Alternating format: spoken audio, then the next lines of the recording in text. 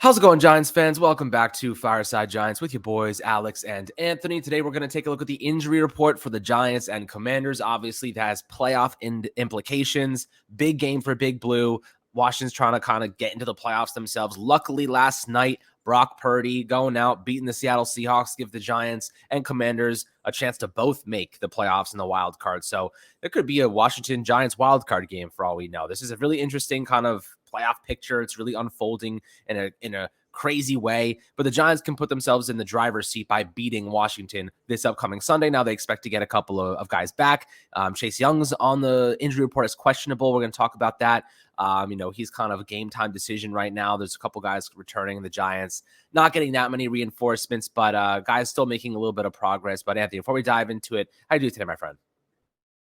I'm doing great. I'm looking forward to this Sunday night matchup. I really love that the NFL flexed this game into that primetime matchup zone because I think it just makes it even more exciting. The fact that all eyes are going to be on Giants versus the Commanders. I really hope that the Giants don't get embarrassed on primetime with everybody watching. They got to win this game. This is a must-win for the Giants. We talked about it a couple episodes ago, talking about the implications that this has for the Giants. If they win this game, their chances of making the playoffs increase exponentially. If they lose this game, those chances decrease exponentially. So this is a huge game for both Washington and New York. Whoever wins has the driver's seat to that wild card position. The Giants have a really tough schedule from here on out. This game, not going to be easy, and the games following are also really difficult, tough matchups for the Giants. So they got to win this game, but they got to be healthy to win this game. And it seems like a lot of these players that we were hoping would play are going to be playing, but there are a couple players who will be out of this game, crucial players that are going to be missing from the lineup. So we'll see how it goes, but I think this is going to be a big game for the Giants. We know that it is, and I think that there's a good chance that they can come out of this game in Washington with a win and hopefully find themselves in the playoffs for the first time since 2016. Yeah, that would be quite nice. And, let's take a look at the Washington Commanders injury report first and foremost, just to kind of get that out of the way. So right now you have Antonio Gibson, limited participant today on Friday in practice. Dax I don't know, he doesn't even matter. Full participant, he's fine. Andrew Norwell, guard, obviously a big piece of that offensive line, limited participant, likely to play. Brian Robinson, limited, he's likely to play as well. He's been pretty good the past couple weeks. Cam Sims, receiver, he's questionable, so they think he's going to play, but, maybe game time decision. And anyone else that's big, Benjamin St. Juste, cornerback, has an ankle injury. He's also questionable. Montez Sweat, that's a big one, full participant basically all week. Don't have to worry about that. Trey Turner, full participant. He's good to go. As I mentioned before, defensive end Chase Young, he's been out for a while now, recovering from that torn ACL, and seems like he will be questionable game time decision. Sam Cosmi, who got knocked out against the Giants with, I think, an ankle injury. He's expected to play full participant all week long. Jamin Davis out of Kentucky, you guys remember him, thumb injury, full participant. He's good to go.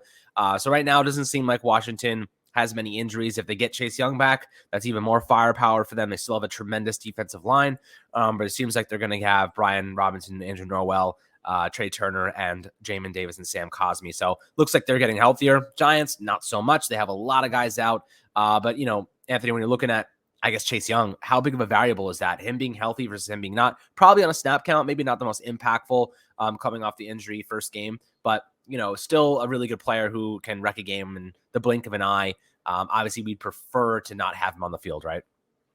Yeah, we definitely prefer to not have Chase Young on the field. When you take a look at that Washington Commanders front seven, they're just loaded with talent, especially on that defensive line. Jonathan Allen, De'Aaron Payne, Montez Sweat. Those guys are some dogs, and I don't want to see Chase Young get added to that mix for this game. I know Andrew Thomas has Chase Young's number. He has in the past, at least. He's always played well against Chase Young. But this is a big game, and just the idea of the Washington Commanders getting added talent heading into this game, while we are subtracting talent from our roster due to injury, that's kind of scary. I don't want to see Chase Young make his season debut, get that, that sack on prime time, and then everybody hypes him up. I don't want to see it. I don't want to see him on the field.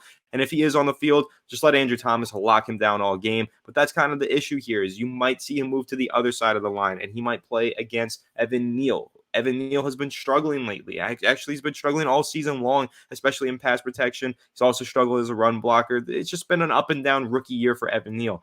Now, Evan Neal entering this game, he's played all these guys before. This is the Giants' second matchup with Washington. He played a couple weeks ago during the tie. but he hasn't played against Chase Young, and that might be an added variable that he's not prepared for. He has never watched Chase Young on film extensively. He's not fully prepared to go ahead and play Chase Young. It's different for Andrew Thomas. He's played him numerous times before. He's watched him on film. He knows what he's good at, what he's bad at, how to beat him. Evan Neal doesn't have that experience against Chase Young. So just kind of that added variable, as you described it, of throwing Chase Young into the mix could create some issues for Evan Neal, who's been practicing and preparing to face the guys that he faced a few weeks ago.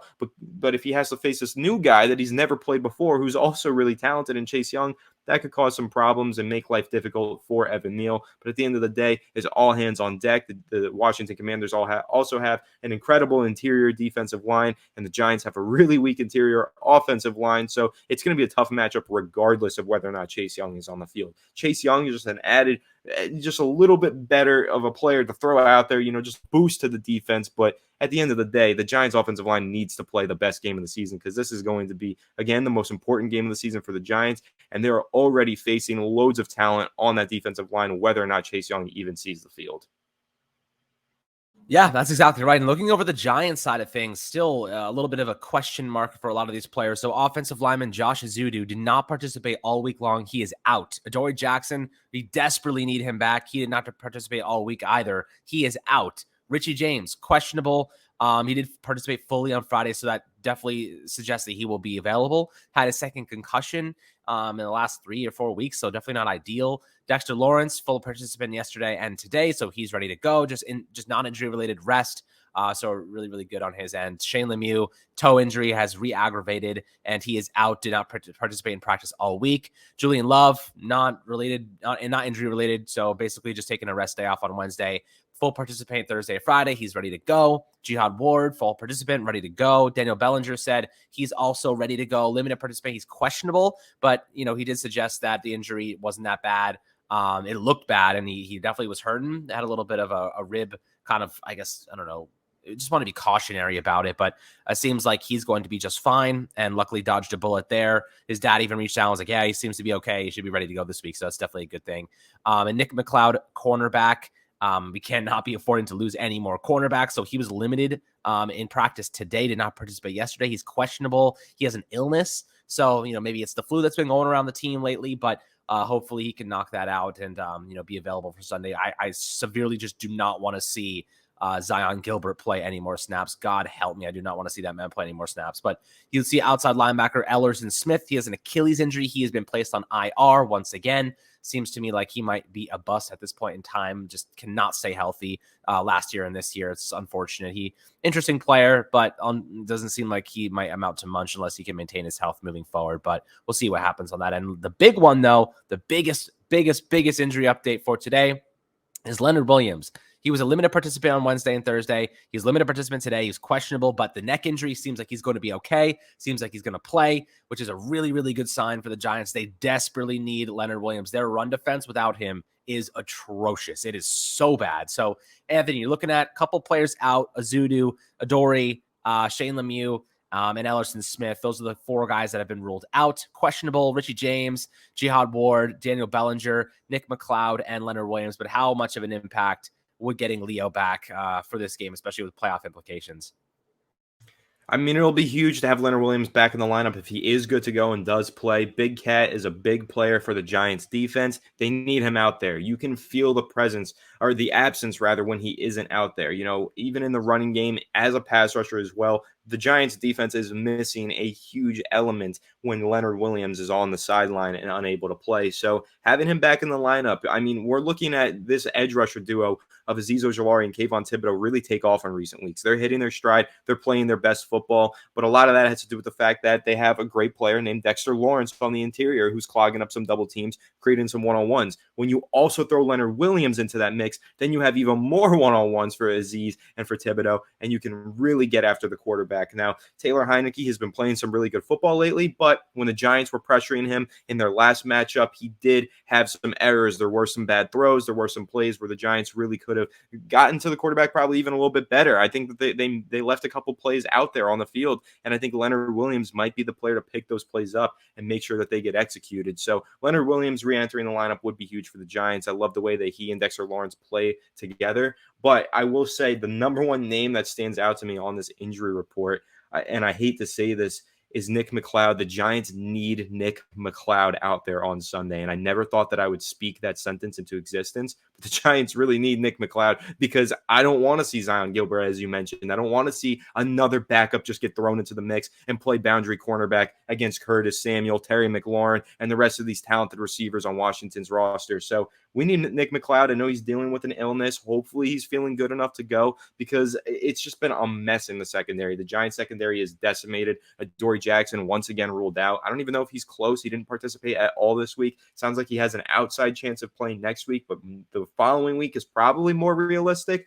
Really tough break for the Giants there with Adoree Jackson not being able to go this week because the Giants defense has changed completely without Adoree Jackson in the lineup. They haven't been able to run their man coverage, blitz heavy defensive scheme to the perfection that they were at the beginning of the year. They really need and are missing Adoree Jackson. But Nick McLeod being one of those backup corners who's been starting games for the Giants and playing okay at times. I won't say that he's playing good, but he's playing okay. And Zion Gilbert just looked really, really bad when he was playing against Washington. So I'm hoping that we don't have to watch him play too much this Sunday and Nick McLeod is healthy enough to go out there and play. But that cornerback position, man, for the New York Giants, that is the biggest X factor in this game for me, because when you watch that game or rewatch that game against Washington, the tie 20-20, there were some plays out there that if Adoree Jackson was on the field, I think he breaks up that pass or maybe even gets a pick or just makes an impact that prevents the Washington Commanders from driving down and scoring. And I think when you really dig into it, Adoree Jackson not being on the field has cost the Giants wins, like legitimately cost them games.